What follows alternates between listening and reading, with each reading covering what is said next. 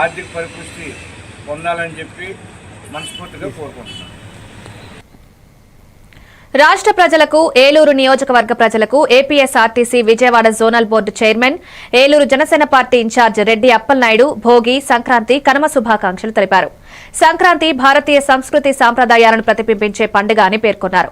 యువత చెడు వ్యసనాలకు దూరంగా ఉండి సాంప్రదాయ పద్ధతులను పాటిస్తూ క్రీడల వైపు మొగ్గు చూపాలని సూచించారు.